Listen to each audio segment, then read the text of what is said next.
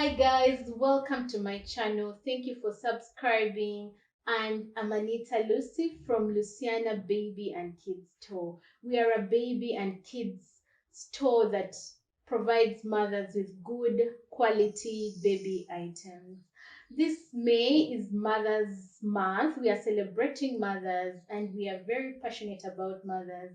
And today I have with me Dr. Faith, who is a family therapist.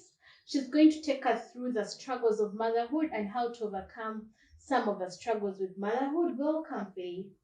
Thank you so much, Lucy. My name is Dr. Faith Nakalema. What I can say is Happy Mother's Day. Happy Mother's Day to everyone. And I'm just excited that I'm also a mother, a mother of 4 biological children. So what I can say is when it comes to the excitement of being a mother, I can say this is the most exciting part of it, because first of all, when you are a mother, there is how you become very responsible. Very responsible with life. You know, when you're not a mother, there is a way you can move a reckless life. But now when you're having really someone who who is looking up to you as a role model, you are like, you become more responsible. First of all, you start with now the dressing, you start with the way you talk to your children, you start the way you answer some of the phone calls. In other words, you become very mindful with your behaviors, with your actions, with your feelings. Sometimes when even you want to raise your voice, you're like, no, I shouldn't shout at my child. So motherhood is really beautiful. It's an exciting thing. It actually changes your life, like you're saying. But today I wanted us to talk about postnatal depression when it comes to motherhood. This is the earliest stage of motherhood. You're receiving your baby, and this is when people go through postnatal depression. As a therapist, what would you love to share with mothers about postnatal depression? Now, first of all, we need to understand what is postnatal depression. Because when you talk about postnatal depression and you don't define it, someone out there might have gone in through it, but they don't know. But they don't know what exactly they went in through. Actually, it's identifying it that comes first. So I can say that postnatal depression, if I can just say it in a layman's language, you find that kind of emotional drainage after getting a baby. I think that is the best that is the best definition I can give it to it, because you find that at the end of it all, when you are a mother, when you've become a mother, probably at that when the child is just 1 day, the baby they call it, you spend those sleepless nights with kind of with the colic. So that when the child is crying, when the babies are crying, and then for you still probably nursing the wound, if you are for a C-section, you find that it is really so hectic. Some of the mothers, even they go ahead and they lose breast milk. Yes, because of a depression, it drains you and you find you're not breastfeeding. You're not breastfeeding, and this is because when you don't breastfeed, the baby is likely to be dehydrated. So, Dr. Faith, what are those things that cause postnatal depression? Now, some of the things that cause postnatal depression, there is what we call change of the roles. You know, now first of all, it is now the support from the paternal. Maybe the father, mainly the father. The father, if the father is an absentee father, when the mother has just given birth, that one is enough to depress the wife. Expectations. If the mother had high expectations from the father, from the partner, and does not provide, probably while thinking the father is going to buy every kind of the need that the child will require, the mother is more likely to be depressed. If there is sickness, like the child is sick, there are those who they call it kamuli, that yellow kind of, maybe yellow. that No, it's jaundice. Jaundice. When a child is like has got any complication right from at birth, their mother is more likely to be depressed. When it comes to body changes, but that one also comes when the mother has already given birth, but then the intake, what she eats, what she does, like if she does not mind about to the body, then we have change of love, like if the father now shifts kind of the love from her to the baby or to someone else. Someone is like, my wife has just given birth, so for that reason taina waka. Now what will happen to the mother? The mother is likely to be depressed. So you find that it is very much important to be aware of those kind of triggers. Also of the roles of the mother, like you're waking up at night, a sleepless night, they also affect. Sure, they really affect the mother, especially when the child had sleepless nights, and then tomorrow you're that very person. So I need to have a caretaker. Lack of a caretaker or a caregiver, it can affect. It can trigger depression. So what are those things a mother should take into note so that they can handle depression? Because those things are there, they might happen. How should you be more prepared to handle the depression part? Now when it comes to depression, first and foremost, as a mother, you need to accept that I'm no longer the other person I was. And when you were pregnant, you may find that you used to walk with your baby, your pregnancy everywhere. You would carry your pregnancy everywhere. But now that you have given birth to a baby, you never had anyone crying in the night. Now here the baby has come. It requires you in any case to accept. To accept that now I'm a mother of a baby who is supposed. It is very much important for these mothers always to attend what we call the antenatal or the prenatal session. Like before you get a baby, what am I supposed to do? What am I supposed to? What are my expectations? So acceptance is very much important. Also to self-accept yourself and the changes, because there is also the change of the body. That one, when you say me, I had I need my kawan figure one. Now you have got the figure 8. It is important also to accept it.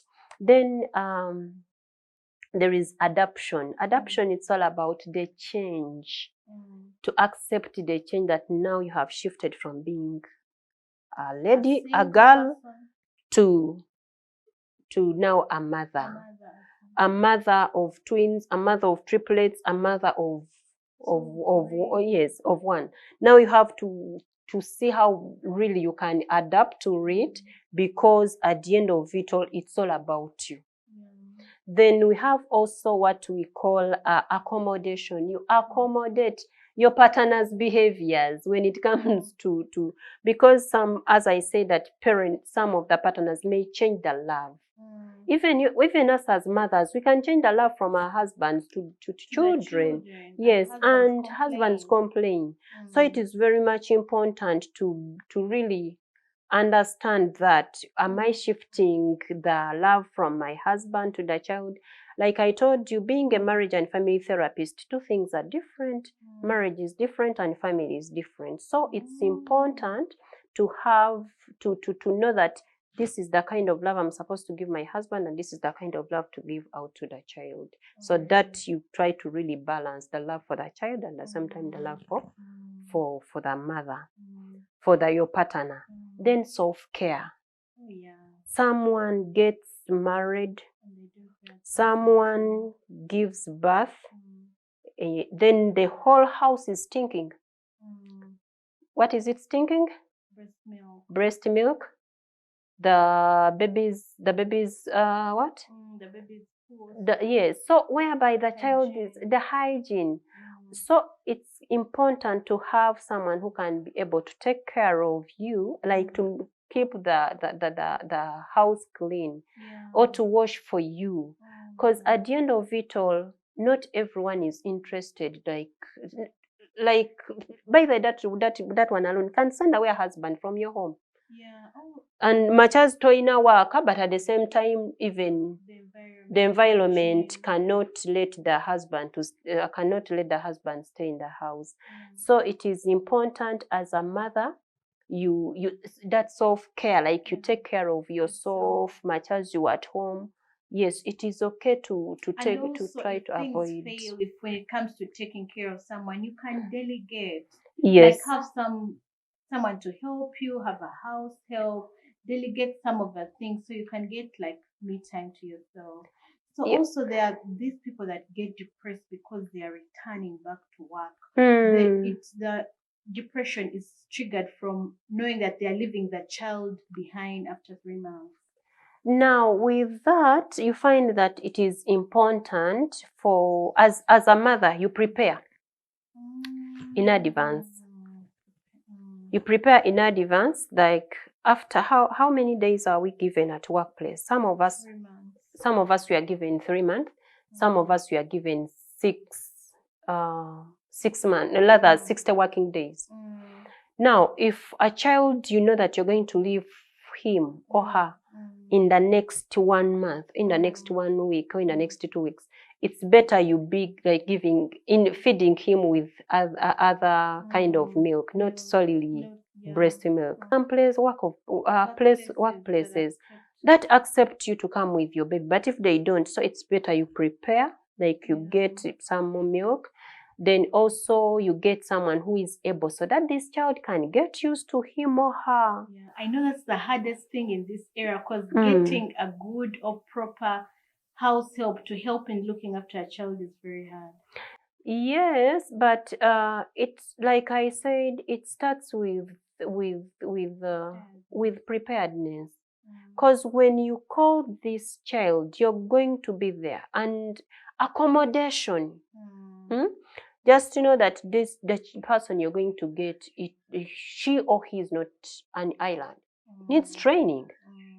Needs to be trained, needs to be taught, needs to be this and that. So at the end of it all, it is important for this child for this maid, if he has come, or the caretaker, to train them, to accommodate them, as long as he or she can be able to take care of the child and also the hygiene.